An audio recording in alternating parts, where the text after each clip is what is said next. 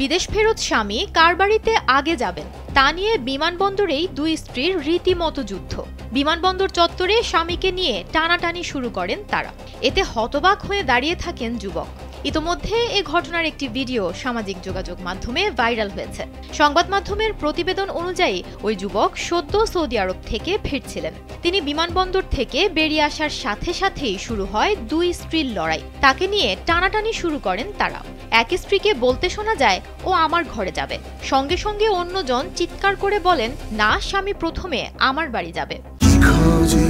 Sensation classic strawberry ও coffee ভ্যারিয়েন্টে দুই স্ত্রীর বাকবিতণ্ডা দেখে কিছুক্ষণ কিংকর্তব্য বিমূঢ় হয়ে দাঁড়িয়ে থাকেন যুবক। পরে বিরক্ত হয়ে এগিয়ে যেতে থাকেন তিনি। পিছু পিছু এগিয়ে যান তার দুই স্ত্রীও। ভিডিও দেখে মিশ্র প্রতিক্রিয়া জানিয়েছেন নেটিজেনরা।